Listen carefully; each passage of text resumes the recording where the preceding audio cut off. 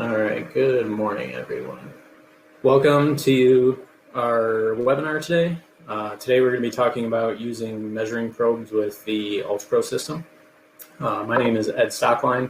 I'm an application and sales engineer here at Promess. I've been here about 9 years so far.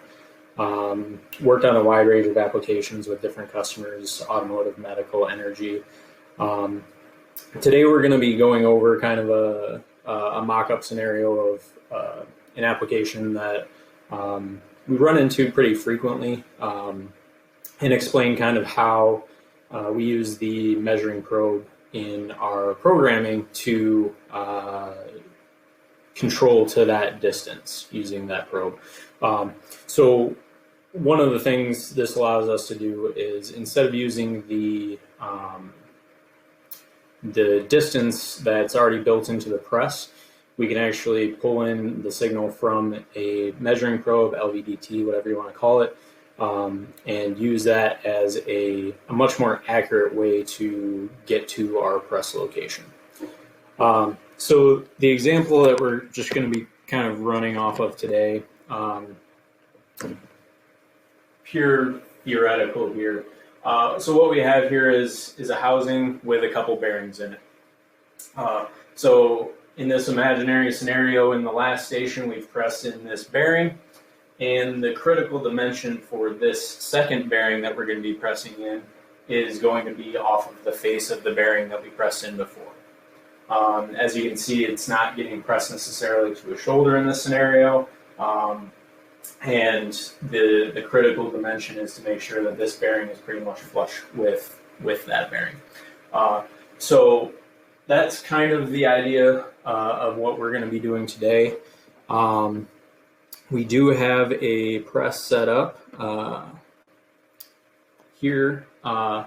So we're going to be pressing against the spring. We have our LVDT fixed here with a little tab coming off of the bottom of the press to press on that probe. So you should see in front of you our Promess UltraPro software. So for those of you that joined us on our last webinar, I'm going to be building off of the program that we built in the last webinar. If you want to go back and see the details of why we added certain steps and how we got to this point, I recommend that you guys go back to that original webinar. It was just a normal move to force program that we made, but that basically got us to this point. So I'm using basically the same exact program there.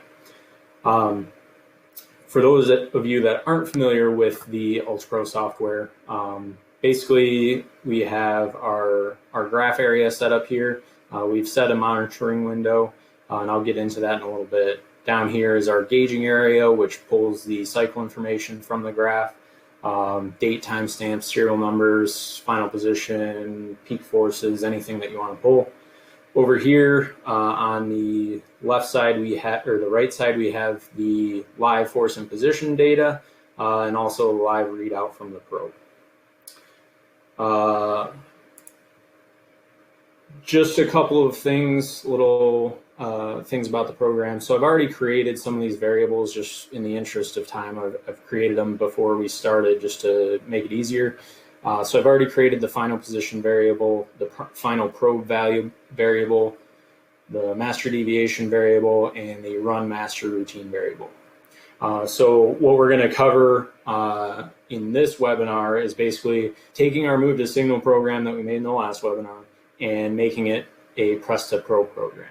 And we're going to do that by creating a mastering routine to zero that probe, and then gauge the peak force, final position, and the final probe value, or the master deviation of the probe. Let's see. I didn't really mention any housekeeping stuff, but if you guys do have questions during kind of this live demonstration, exactly what that says at the top of the chat. Feel free to ask any of those questions that you have throughout the webinar. This is live, so as your questions come up, I can answer them. We can go through them in the software. Let's see here. Let's get rid of this. So first thing that we're going to do is hop into the program editor. And as you'll see, this is basically where we left off in the last webinar. We had a rapid move down to 28 millimeters. We have a move to signal of 300 newtons that we're targeting using the control input of the load cell that's built into the press. And after we monitor that move to signal, we move back to basically a pounce position or a zero position. Which we can make that 0 right now. Gauge a couple of those values, and then we have our monitoring strategy over here, which is what we created in the last webinar. So we're going to change this up a little bit. Want to show you guys how easy it is to really go from, say, a move to signal or a move to force program to changing over to, say, an external sensor like a probe. Probe isn't the only external sensor that we can use. We could go off of temperature, lasers, off of flow sensors, really anything that can be used as kind of a control input that has some sort of feedback or some sort of measurement signal that we can go off of. We can pull that into our system and use that in our programming and make decisions based off of that, make control loops based off of that. But today we're focused on that probe, so we'll get into it. First thing that we need to do is create a mastering routine. So the way that we'll simulate that is if you can imagine us taking that housing with both bearings pressed in, or just the master bearing, this bearing number 2 pressed in, because that's the main one that we're going to be controlling to. That's kind of our 0 point. We'll load that housing into the station and then set the probe up to be touching that bearing essentially and setting that 0 point. So in our programming, what we're actually going to do is I don't have to create necessarily a separate program to handle that mastering routine. I can create some logic within the program to jump around a little bit. So what I'm going to do is actually under my program flow, and for those of you that didn't catch the first webinar, this is the main column. So this is where all of our conditional jumps and our decisions and our data stuff is at. And then this second column over here is just for movement of the press or the controlling axes, or axis, I should say. In this scenario. So we're gonna add a step over here, basically that is program flow, and we're going to actually end the program here. So what I want to do is use this as my production program, and then we're going to jump around the production program whenever we want to master the probe.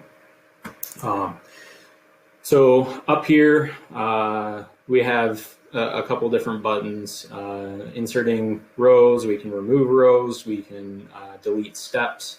It's kind of like an Excel sheet, so I can add in some blank steps here in order to create some space for me. At the beginning of this program, we actually want to set our sensor value for our force to 0 because we don't tear it at all in this program. So we'll add that. And I am going off of a sheet, just so you guys know I'm not creating this just on the fly. And basically what we want to do is we want to jump on a value to skip all this production program. So we're gonna insert another row here. We're gonna go to program flow and then jump. We need a jump location, so I'm going to come down after the end program and select jump location. We're going to name this master routine. And then you can see as we create things and we don't update them to have real values in them, we'll get an error on the step, we'll get an error in the programming, and then we'll also get an error notification up here telling us that we're missing something. And that's going to allow us to have better programming practices and not accidentally fat finger things or leave things out. And now, since I've created that jump location, I can jump to that jump location. And actually, I want to change that. We actually want to jump on a value. So the value that I'm going to be looking for is the run master routine variable. And when that equals 1, I want to jump to that master routine. So what I'll do is when I'm setting that master up, I'll set that variable manually to the number 1 and run a cycle that will run the master routine instead of the production routine and set that probe to 0.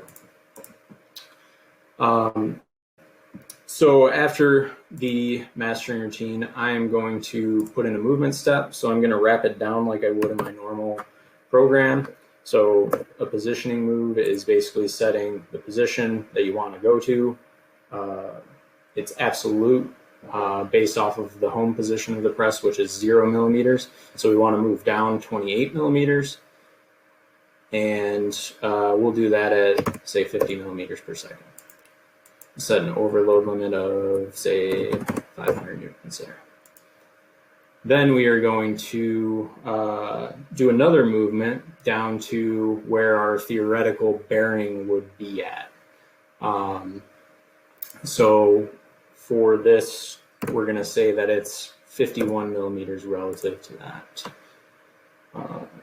And we'll do that at, say, 20 millimeters per second. And let's get 500 as well. So we basically have a rapid move in here. Put in a comment that reminds us what that does. Move to 0 point. After that, we'll have a short delay.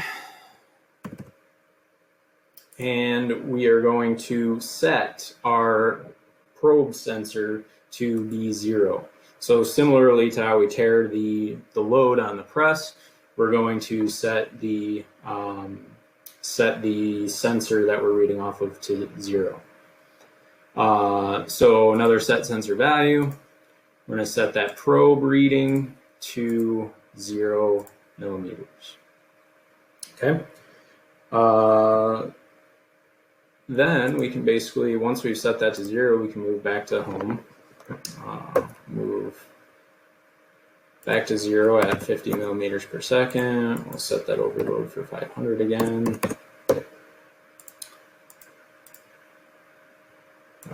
Let's just do 1,000 on that just in case. I don't know how much force we're going to.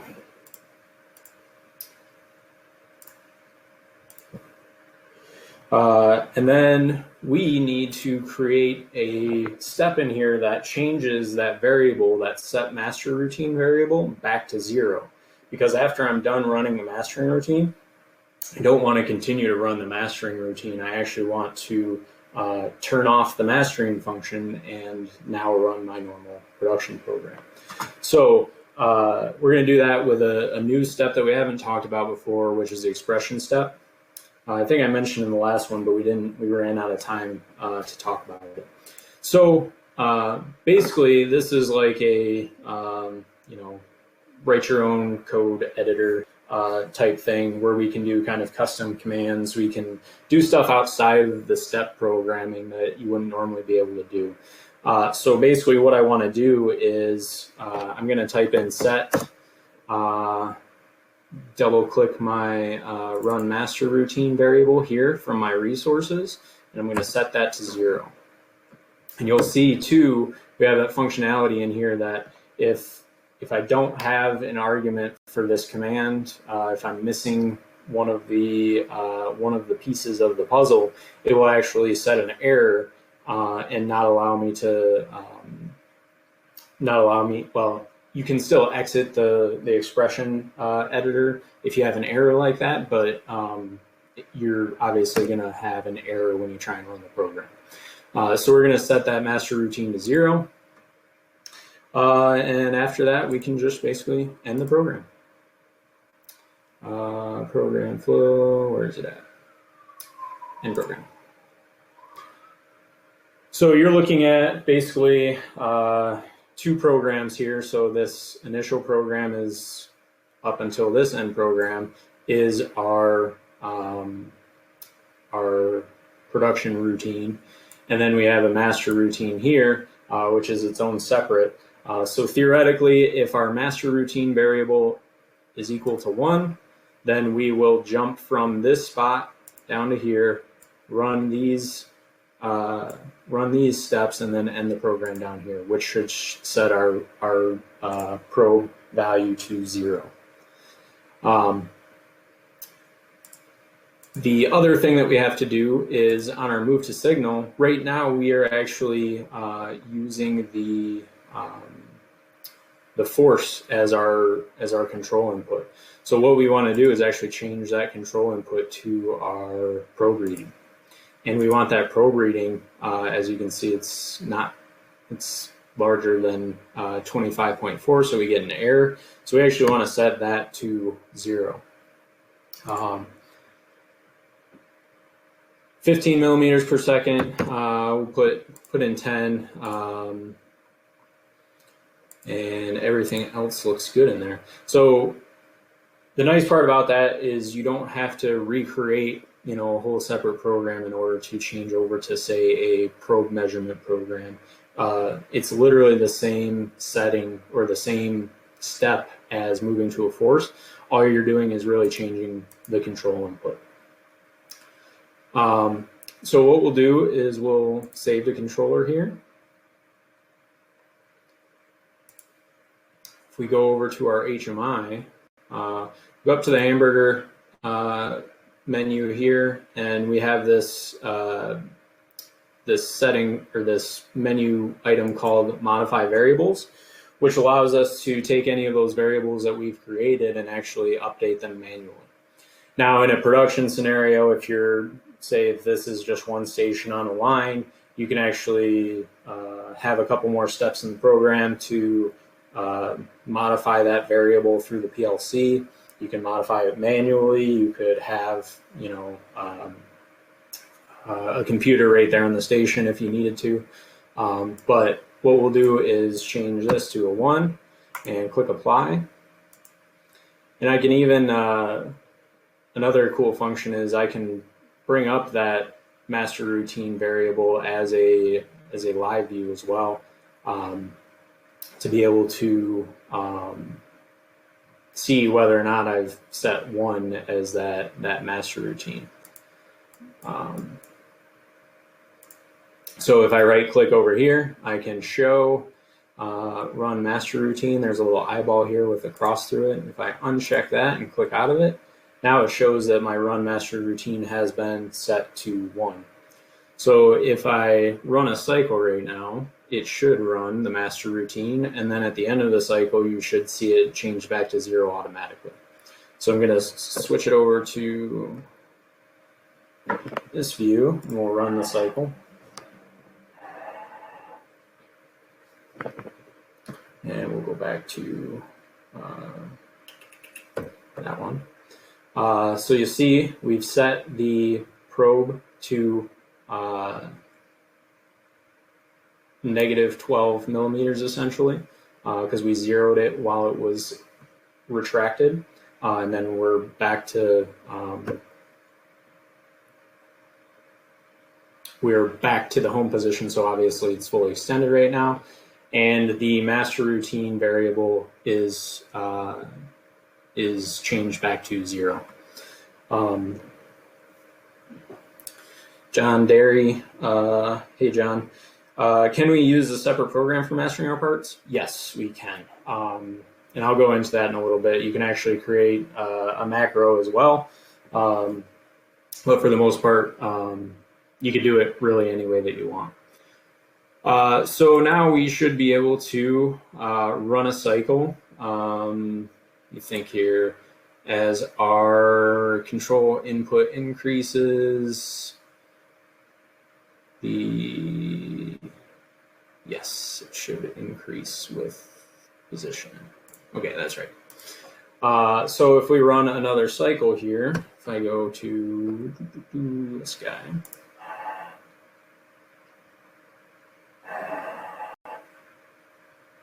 you'll see that while we were running, and I'll run it again real quick, you can watch the probe start to go down to 0. And what we want to do actually is capture what that value is when we reach that position, just to see how what that deviation is. So I'm going to add a couple of steps in here. Some other gauging steps. One's going to be called so under the evaluation tab, we're going to go gauging. We are going to set the master deviation. We'll just do 0 and 1.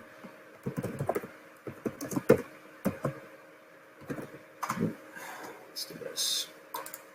We actually want to, sorry, I'll backtrack a second. We actually want to pull the live sensor reading for that, and then label it as a master deviation and store it. So if I save that to the controller, that essentially, the way that this works is as this program is running, we're going to run into that gauging step, and it's going to do that gauging step instantly.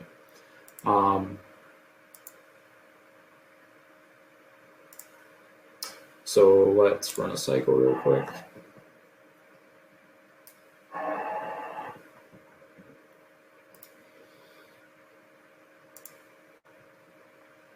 Maybe overshooting it actually. Let's see.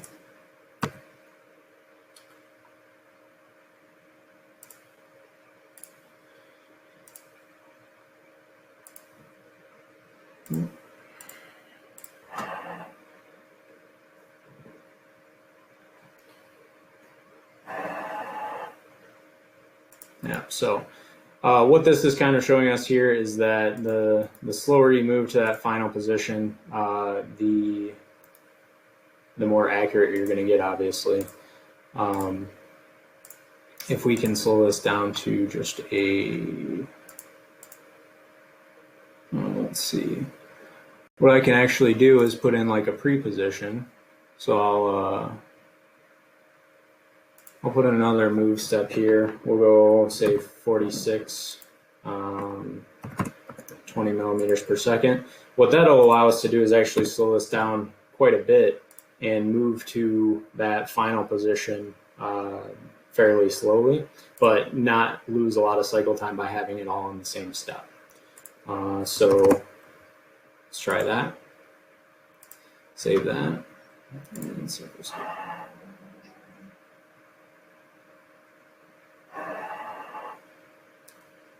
as you can see, we're getting much closer to that 0 point, being able to capture that.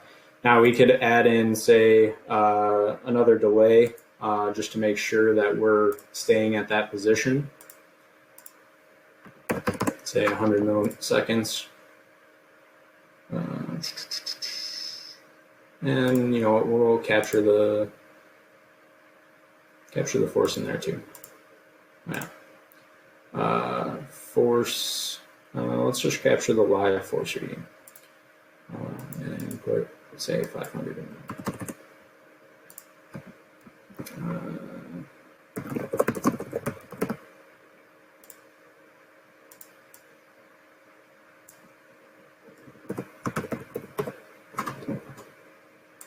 save that to the controller. We can even slow this down a little bit more.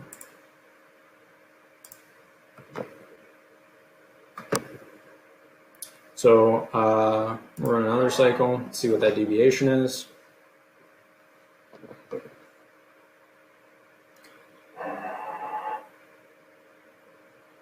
So 7 microns. So we'll put my force here for gauging.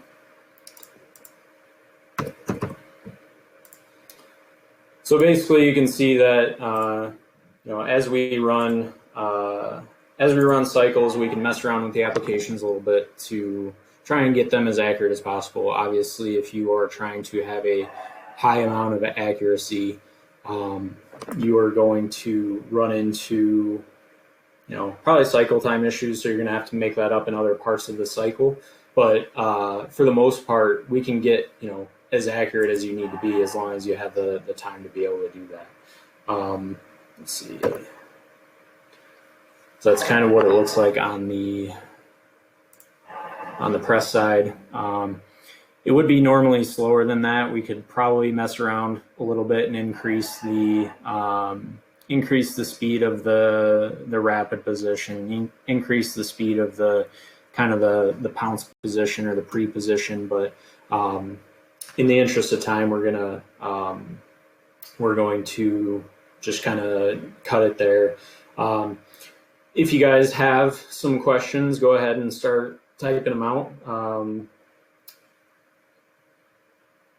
We'll switch over to, what is it, the Q&A? There it is, Q&A screen. Yeah, if you have any questions or you want to see something else in the software, let me know, because we can pull that software screen back up. We can run some more cycles if you guys want. Last time I was over by about 15 minutes, so I'm trying to be time conscious today. Craig asks, how often should I run a master routine? It's really up to you guys in terms of how much variance your parts have. So a lot of customers will have kind of like a red rabbit or a master part that they'll put in there at the start of every shift or at the start of every operator change, just to make sure that master is set in there. If say the operator changes to a different lot of bearings or something like that from a different supplier, you might want to run a mastering routine. Sometimes the mastering routine is used to, it's not the best way, but you can troubleshoot some of your issues with your parts by using the mastering routine, and then seeing what those results are and then gauging them offline after if you are having issues with, say,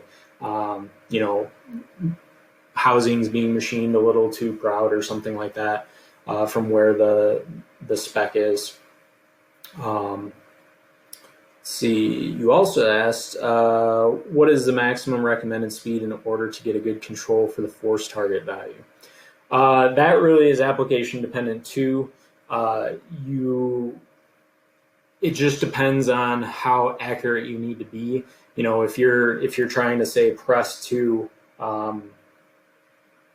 say like 10 ounces of force. If you're traveling at a high rate of speed, it's obviously going to be a lot harder to manage that accurate force. But if you're moving, say, at 2 millimeters per second and giving the press enough time to speed up and slow down during that move to signal, and that goes for probes too. It applies to any closed loop feedback, right? The slower you go, the more accurate you're going to get. It's really just application dependent. If you have some parts that are a little more forgiving on their accuracy, you can press pretty fast. If you have some that are very delicate, like a fuel injector or something like that, you might want to slow down that process and make up the time elsewhere in the cycle. Tom asks, can I use a laser distance sensor with the Promess software you're showing? Yes. Basically any sensor with like a millivolt output. We can even do some voltage outputs, like if you want to use a key-ins laser sensor. Yeah, anything that we can pull in. We have digital inputs and we have analog inputs on our signal conditioners, so we can adjust those settings for pretty much any sensor that you can come up with. And like I said, it doesn't have to be even distance or external load cells or anything. You could do a flow sensor, you could do a temperature sensor, any of those types of inputs as well. John K asks, what applications should I use an LVDT rather than the position off the press? Mainly, John, it's the higher accuracy applications.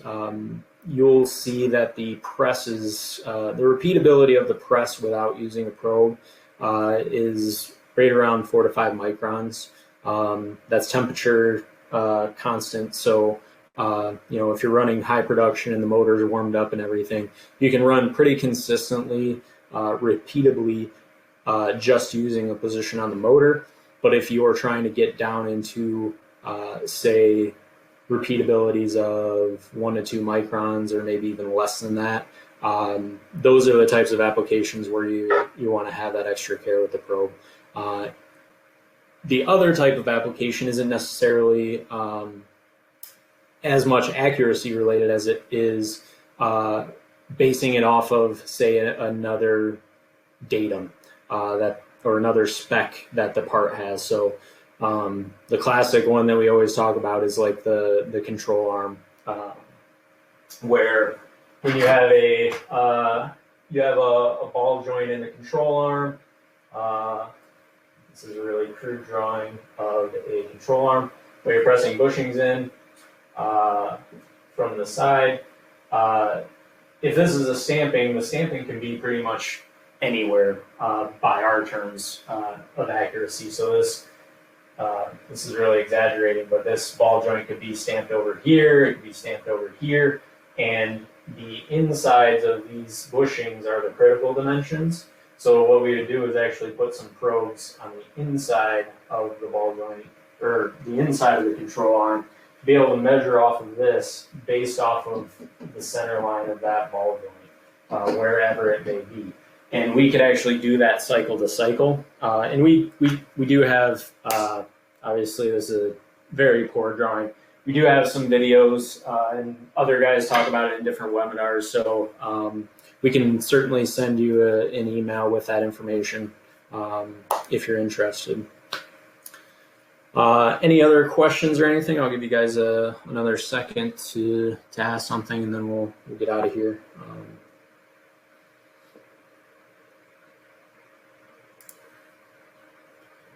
All right. Well, I do want to thank everyone for coming in today. Just want to remind everyone that we do have a couple upcoming webinars. So one is called Simplifying Machine Maintenance Using Auto Calibration. So we're actually taking our calibration meter that we sell and creating that calibration, or making that calibration closed loop into our own system. So instead of having to manually write up a program, manually jogging down to calibrate our presses, you can actually use our calibration meter as a control input for the press, which is pretty cool. And then the one after that, which is hosted by SME Magazine, From Prototype to Production, Process Development with Promess, where we basically go over some of the benefits of using Promess in terms of coming in with proof of concept stuff or an idea or a prototype, pressing them together, seeing how much force it takes, any problems that come out of the pressing process in our own lab here at no cost to you. So they're going to go through a couple of steps, basically the journey that most customers take with us, where we start at quoting, go into part testing and process development through to a finished project. So that's going to be May 25th at 2 p.m. And you can sign up to those with the link in the chat. If you want to click that link, that will take you to the sign up page for those webinars. Thank you again for joining. Hopefully this was informative for you. If you do have any questions, please visit promessinc.com or give us a call here at Promess at 810-229-9334, or you can talk to some of our application engineers who deal with this type of stuff on a daily basis. Thanks. Have a great day.